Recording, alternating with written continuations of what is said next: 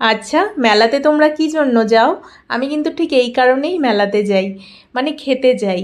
মেলাতে গিয়ে আমার একটাই লক্ষ্য, আমি অনেক কিছু খাবো। কিছু কিনি আর না কিনি, ওই জিনিসপত্রের প্রতি আমার কোনো চাহিদা নেই। আমাদের এখানে শুরু হয়েছে উপবন সংস্কৃতি অ্যান্ড আর্ট ফেস্টিভ্যাল। আমরা যারা থানেতে থাকি সারা বছর অপেক্ষা করে থাকি কবে এই মেলাটা আসবে। তো এদিক ওদিক না ঘুরে চলে এসেছি খাবারের স্টলে সোজা। প্রথমে খেয়ে নিই, তারপরে মেলা ঘুরবো। এদিকে কাবাব হচ্ছে, বিরিয়ানিও পাওয়া যাচ্ছে, কিন্তু আমরা চলে এসেছি পাঁপড়ের দোকানে। এই মেলার সময় এই পাঁপড় কিন্তু বিশেষ আকর্ষণ। এই আর এই পাঁপড়গুলো এই মেলার সময়তেই পাওয়া যায়। এগুলোকে অনেকে খিচা পাঁপড় বলে, আর অনেকে মশালা পাঁপড়ও বলে, আর খেতে কিন্তু ভীষণ টেস্টি এই পাঁপড়গুলো। একটা পাঁপড় 100 টাকা করে নেয়। ওটা খেয়ে তারপরে ওর বাবা মাঞ্চুরিয়ান নিয়ে এসছে। মাঞ্চুরিয়ান মানে হলো বাঁধাকপির পকোড়া বানিয়ে সয়া সস, চিলি সস এগুলো দিয়ে, শেজওয়ান চাটনি দিয়ে ঝাল ঝাল করে গ্রেভি মতো বানিয়ে দেয়। খেতে বেশ ভালো লাগে, একটু ঝাল ঝাল। এরপরে ওটা খেয়ে একটু খাবারে আরও বাকি যে খাবারের স্টলগুলো ছিল সেগুলো একটু ঘুরে ঘুরে দেখছিলাম।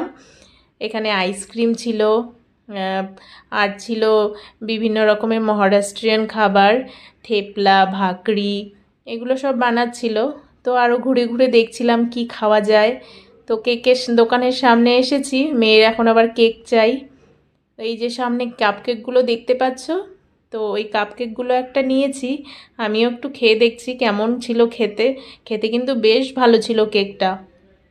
ওর বাবা তারপরে একটু একটা পটেটো টুইস্টার নিয়ে এসেছে, তারপর সেটা খেলাম।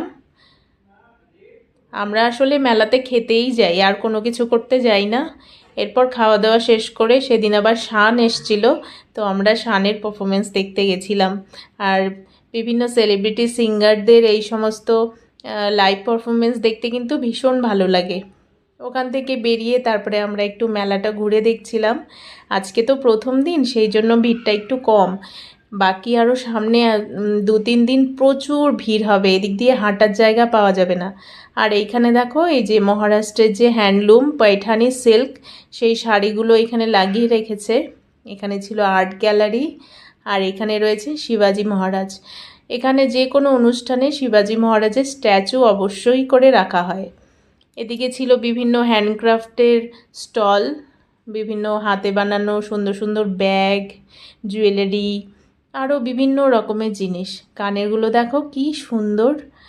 তবে জিনিসপত্রের দামও কিন্তু প্রচুর। মেলাতে জিনিসপত্রের দামটা একটু বেশি হয়, যেহেতু মেলা কর্তৃপক্ষকে এখানে প্রতিদিনের হয়তো রেন্টও পে করতে হয়, সেই জন্য হয়তো জিনিসপত্রের দামটা একটু বেশি। কানেরগুলো দেখো কি সুন্দর। এখানে অনেক রকমের জুয়েলারি ছিল হাতে তৈরি। এই দেখো এই জুয়েলারিগুলো, জামদানি শাড়ি বা তাঁতের শাড়ি দিয়ে এই জুয়েলারিগুলো পরলে কিন্তু ভীষণ সুন্দর লাগবে দেখতে। তো মেলাটা একটু ঘুরে ঘুরে দেখছিলাম জিনিসপত্রগুলো। কিনি আর না কিনি, দেখতে তো আর ক্ষতি নেই, তাই না বলো? এই যে এখানে ছিল বিভিন্ন মহারাষ্ট্রিয়ান জুয়েলারি। প্রত্যেকটা জায়গার একটা আলাদা আলাদা জুয়েলারি গয়নার ঐতিহ্য রয়েছে, তো সেগুলোই একটু দেখছিলাম। আর জুয়েলারিগুলো বেশ সুন্দর ছিল, কিন্তু দামও ছিল প্রচুর। তো আমাদের মেলা ঘোরা হয়ে গেছে, এবার একটা মজিটো নিয়েছি। অনেক কিছু খাওয়া হয়ে গেছে মেলাতে, একটু সোডার জল খেলে সব কিছু হজম হয়ে যাবে। তো এখানে বেলুন দেখে মেয়ের আবার বেলুন চাই, তো ওকে একটা বেলুন কিনে দিলাম। আজকের ভিডিওটি তোমাদের কেমন লাগলো অবশ্যই কমেন্ট করে জানিও। আর মেলাটা ঘুরে দেখালাম, সেটা তোমাদের কেমন লাগলো ওটাও কমেন্ট করে জানিও। ভালো লাগলে লাইক, কমেন্ট, শেয়ার করে দিও, আর আমার চ্যানেলটি সাবস্ক্রাইব করে দিও। ধন্যবাদ।